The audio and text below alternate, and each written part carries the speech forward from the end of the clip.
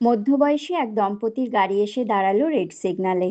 পাশাপাশি বসে স্বামী স্ত্রী, উভয়ের মুখে বিষণ্ণতার ছাপ। এক অনাথ আশ্রম থেকে আজ তারা মা বাবার ভূমিকায় বেশ কিছু অনাথ শিশুদের সন্তান স্নেহে খাবার খাইয়ে ফিরছিলেন। তাই হয়তো মন ছিল খানিকটা ভরাক্রান্ত। হঠাৎ করেই গাড়ির জানলার কাছে নক করার শব্দে ভদ্রমহিলা তাকিয়ে দেখলেন একটি 10-12 বছরের ছেলে হাতে কটি ফুলের মালা নিয়ে কাঁচ নামাবার জন্য অনুরোধ করছে। উনি কাঁচ নামিয়ে জিজ্ঞাসা করলেন, কি হয়েছে? ছেলেটি বলে, মালা নেবেন? একটা 15 টাকা, দুটো 25 টাকা। উনি বললেন, আমার মালা তো লাগবে না বাবা, তুই এই 50 টাকা রাখ। লেখাপড়া করিস না, এত ছোট বয়সে মালা বিক্রি করছিস?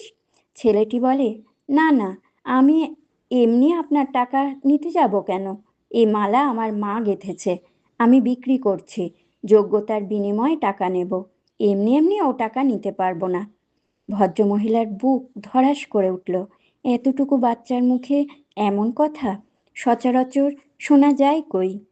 বছর ঘুরতে গেল, এমন আত্মমর্যাদা, এমন দৃঢ়তার কথা এত ছোট বাচ্চার মুখ থেকে আর শোনেননি তিনি। বুকের ভেতরটা কেমন মোচড় দিয়ে উঠল। ভদ্রমহিলার খুব ইচ্ছা করছিল ছেলেটির সাথে আরো 2-4টি কথা বলতে। উনি নেমে পড়লেন, বললেন, কোথায় থাকিস রে তুই? লেখাপড়া করিস না? ছেলেটি বলল, হ্যাঁ করি, এই সামনেই থাকি। মা লোকের বাড়িতে কাজ করে, আগে করতো না কিন্তু এখন কাজ করে। তোর বাবা নেই? না, সে নেই। মায়ের মাথায় একটা বড় ঋণের বোঝা, তার জন্যই মাকে আরও কাজ করতে হয়।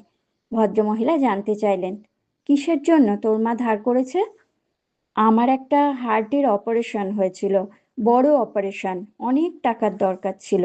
মা তো ভেবেছিল আমি হাসপাতাল থেকে আর ফিরবও না, অত অত টাকা কোথায় আমাদের। কিন্তু আমার মরণ ছিল না। একজন নার্স দিদি এসে আমার মাকে জানায় হার্ট পাওয়া গেছে, আমি হয়তো বেঁচে যাব। মা তো হাউমাউ করে কাঁদতে থাকলো। নার্স দিদি জানায় একজন আমার বয়সী ছেলে মারা গেছিল গাড়ি অ্যাক্সিডেন্টে। তার বাড়ির লোক ওই ছেলেটির হার্ট, কিডনি, চোখ, লিভার সব দান করেছিল। তার মা বাবা বলেছিল ওগুলোর মধ্যে দিয়ে অন্যের শরীরে তাদের ছেলে বেঁচে থাকবে। এই কথা শুনে আমার মায়ের সেদিন বুকে জল এলো। এই দেখো আমার বুকে এখনো দাগ রয়েছে, ওই দেখো অপারেশনের দাগ। সেই ছেলেটির হার্ট এখন আমার শরীরে, আমি বেঁচে গেলাম, কিন্তু বেশ কিছু টাকা লেগেছে, তাই মায়ের মাথায় ঋণের বোঝা। ভদ্রমহিলা নিশ্চুপ হয়ে দাঁড়িয়ে রইলেন। ধীরে ধীরে জানতে চাইলেন, কোন হাসপাতালে? কবে হয়েছে তোর মনে আছে? ছেলেটি হাসপাতালের নাম বলল। তারিখটা ছিল গত বছরের এই দিনটাই, 15ই এপ্রিল। ভদ্রমহিলার হাত পা কেমন কাঁপতে থাকলো। তিনি বললেন, একটু কাছে আসবি বাবা তুই? তোর বুকে একটু কান পাতবো, আমি যে মা। ছেলেটি কাছে এলো।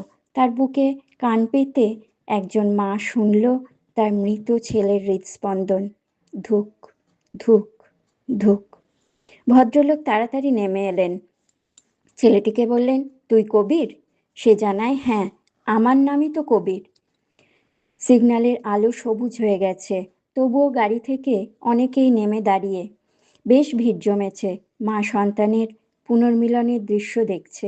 ভদ্রলোক জানালেন তাদের একমাত্র সন্তানই গত বছর অ্যাক্সিডেন্টে মারা গেছে, যার অঙ্গ তারা দান করেছিলেন। শুনেছিলেন কবির নামে বাচ্চাটিকে হার্ট দেওয়া হয়েছে, আর এই সেই কবির, যার মধ্যে আমাদের সন্তানের হার্ট। যে জানান দিচ্ছে সে বেঁচে আছে। মা তো পাগলের মতন তার কান ঘষে চলেছে ছেলেটির বুকে। ছেলেটিও মায়ের মাথা যেন যত্ন করে ধরে রেখেছে। মা যে ছাড়তে চায় না, সে যে আজ 1 বছর আগে চলে যাওয়া সন্তানের স্পন্দন শুনতে পাচ্ছে, জীবন্ত আওয়াজ শুনতে পাচ্ছে। তার ছেলে যেন বলছে, মা, আমি আমি এই দেখো, এই ভেতরটাতেই আছে। মা তার নিজের ছেলেকে আজ ফিরে পেয়েছে। অবশেষে তারা ছেলেটিকে নিয়ে তার মায়ের কাছে যায় এবং ছেলেটির সমস্ত কিছুর ব্যয়ভার বহন করে। মায়ের ঋণ ওই দম্পতি শোধ করে দেন। এভাবেও কাছের মানুষকে ফিরে পাওয়া যায়, তাই না? সত্য ঘটনা অবলম্বনে এ গল্প কেমন লাগলো জানাবেন। ভালো লাগলে লাইক শেয়ার করবেন।